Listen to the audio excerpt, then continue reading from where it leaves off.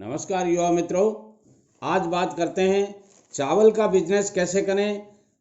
चावल का बिजनेस करने के लिए आपको क्या क्या संसाधन चाहिए और चावल के बिजनेस करने के लिए सस्ते से सस्ता चावल कहां से खरीद सकते हैं और चावल के बिजनेस में आपको कितना % का प्रॉफिट होता है और चावल के बिजनेस में आपको कौन कौन से संसाधन की आवश्यकता होती है। आइए इस विषय पर पूरी चर्चा करते हैं। देखिए सज्जनों, बहुत से ऐसे स्टेट्स हैं भारत में जहां चावल ही खाए जाते हैं ज़्यादातर।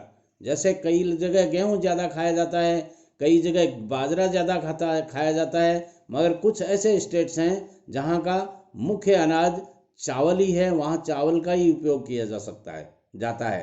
तो ऐसी स्थिति में आज चावल दुनिया की तीसरी सबसे बड़ी फसल है। यानी दुनिया में जो भी फसल खाई जाती हैं या जो भी अनाज खाए जाते हैं उनमें आपको ये ध्यान होना चाहिए कि दुनिया की तीसरी सबसे बड़ी फसल चावल है। इसलिए चावल का व्यापार यदि आप करेंगे तो अच्छा पैसा कमा सकते हैं। आइए बात करते हैं कि इस विषय में आपको क्या क्या चीज़ें ज़रूरत होती हैं। वैसे ये बिजनेस 12 महीने चलने वाला बिजनेस है। इसमें 2 कैटेगरी के चावल होते हैं, एक बासमती चावल होता है और एक नॉन बासमती चावल होता है। ये आपको समझना बहुत ज़रूरी है।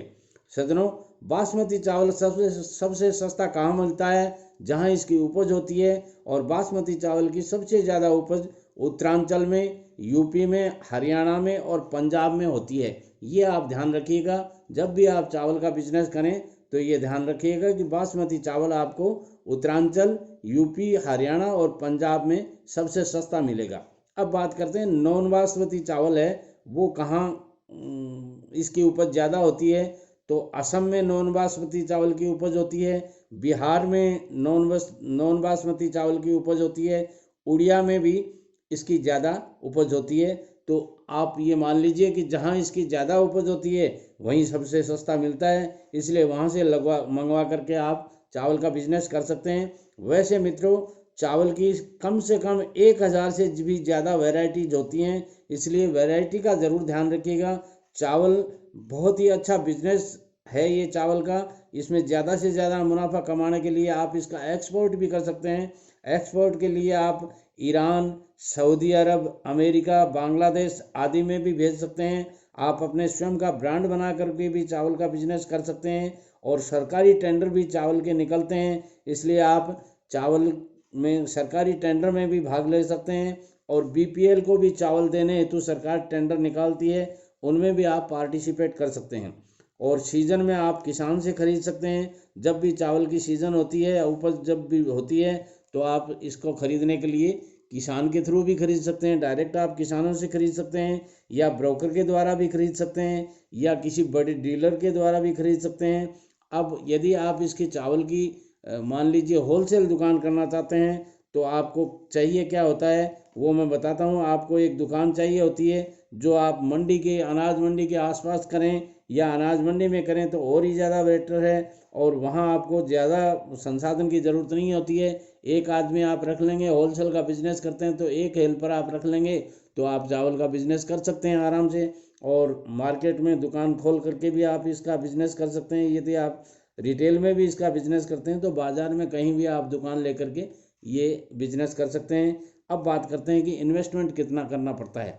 तो ये आपके ऊपर डिपेंड करता है कि आप होलसेल का व्यापार करते हैं तो आप 10 लाख से 50 लाख रुपए में भी इस बिजनेस को कर सकते हैं। आप यदि रिटेल का करते हैं तो 5 से 10 लाख रुपए में भी कर सकते हैं। और आप यदि ऑनलाइन का बिजनेस करते हैं तो ये आपके ऊपर डिपेंड है कि आप इसमें कितना खर्चा करना चाहते हैं, कितना इन्वेस्टमेंट करना चाहते हैं और कितना ज़्यादा पैसा कमाना चाहते हैं। अब बात करते हैं प्रॉफिट की।